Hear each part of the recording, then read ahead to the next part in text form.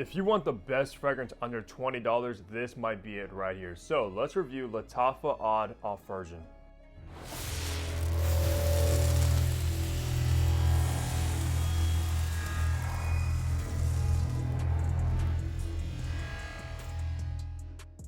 Hey, what's good guys? Hunter here and welcome back to the channel where I upload weekly fragrance content. So of course you know what to do. Hit that subscribe button down below so you don't miss any future videos, and also be sure to follow me over on my Instagram page. So today we are reviewing another fragrance from the house of Lattafa, which is beginning so much hype. They've created so many bangers such as Asad, Hamra, and many more, which I have reviewed some of their heavy hitters like those, but this one right here is slightly underrated and it is an absolute banger, especially for the price. Like I said, Lattafa's got to be one of the heaviest hitters when it comes to budget Middle Eastern fragrances. So let's go with some information now. Qaed Al Fursan, it was actually released all the way back in 2016, which blows my mind because this one hasn't really got that much talk and it's been around for so many years now. But Lattafa wasn't as a big of a name as it is today compared to like 5 or so years ago.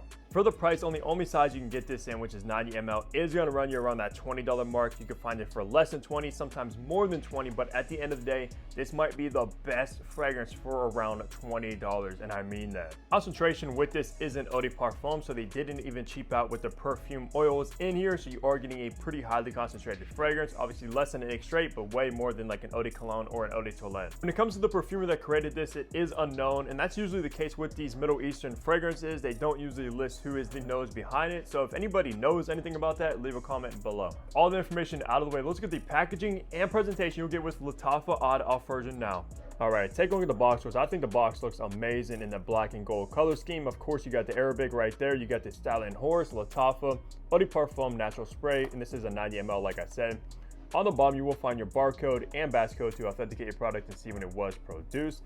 On the back, some ingredients, some information, etc. And then on top, you of course have that Lattafa logo. So let's look at the bottle now. All right, take a look at the bottle, which does follow suit with the box. Of course, that black and gold color scheme, you have that horse. On the bottom, you will have your Lattafa sticker with some information. Nothing on the back, nothing on the top of the cap, but this cap is actually a plastic magnetic cap, which is a fantastic touch, especially at the price, because magnetic caps are my absolute favorite. In the top, you have pineapple and saffron. In the mid, you have jasmine and fir balsam. And in the base, you have amber, cedarwood, and oud. And this will be classified as a fruity sweet. So let's spray this and test out these atomizers. Honestly, kind of a disappointing atomizer, but I can't complain much for that price. It's not pressurized. So let's go ahead and remind myself of Qaed Al Fursan now. The first thing you're gonna notice is that pineapple note right off the bat, which comes across smelling very juicy, somewhat natural, and very, very fruity. It is sort of the same pineapple you would find in like Qaed Al Aventus. However, this isn't an identical clone to Aventus by any means. When you think of a solid pineapple note, Aventus comes to mind, and you're gonna get the same kind of qualities to that. And man, I love a good, juicy, fruity pineapple, and this has it almost perfectly. Alongside the pineapple, you are gonna get this spicy saffron, which is the most expensive spice in the world. How I would describe this opening is take Aventus and Baccarat Rouge, and if those two had a baby, it would be Qaed Al Fursan. It kind of mixes those two together with the pineapple from Aventus and that spicy saffron from Baccarat. And I think Aventus and Baccarat make a perfect combination together, guys. I do actually own some fragrances that take both those DNAs and put them together, and I think that's what kind of Lattafa is going for with this one. In the mid, you are going to get this green, slightly spicy, herbaceous fir balsam note going on. I'm not really getting much florals from that jasmine, thankfully. I don't think florals will make this fragrance any better than it already is, but you are going to get a slight green hue going on from the fir balsam, but it's not overpowering at all. It's just kind of in the background. Then finally in the base is where it also takes some aspects from Baccarat Rouge, because you are going to get this warm, cozy amber note along with the cedarwood note. And if you know Baccarat, it's known for the saffron and amber wood, and the base of this definitely gives off an amber wood vibe for sure. I know there is oud listed. There's no oud whatsoever in this fragrance, so don't be scared of that note if you think it's going to smell barnyardy, because that's not the case, guys. I'm not even sure why oud is listed, because I detect zero oud in here. Isn't even a disappointment for me, because oud is probably my favorite note, definitely in the top 3.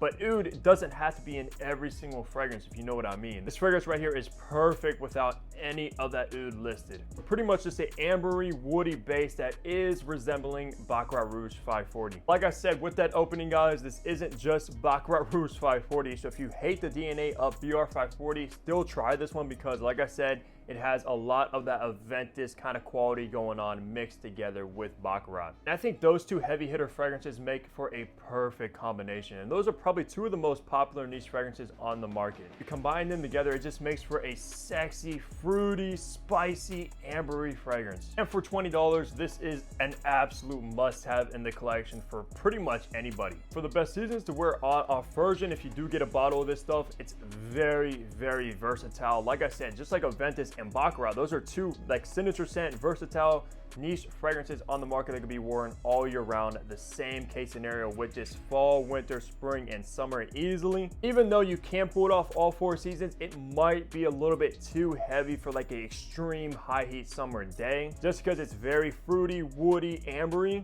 But if you don't mind that, then still perfect all year round. Especially the colder weather like the fall and winter, which we're in now at the time of this recording. This stuff's a beast and will push through like a snowy day without any problem. For the best occasions to wear this one, I'm primarily gonna probably wear this one more in a casual situation rather than formal, just because it doesn't smell the most luxurious. It's not the most unique or something I really want to wear when I'm dressing up in like a suit, a tuxedo even, or even like a nice button up. It still comes with that versatility. If you want to dress it up, you easily can, but you can easily dress it down in like jeans, a hoodie, a t-shirt, shorts, etc. And for me personally, that's more where I'm going to be wearing this one the most. Like if I'm just out shopping around, maybe running some errands, possibly going on a date, but maybe not, because I'd rather wear something a little bit more luxurious smelling and just blows her away.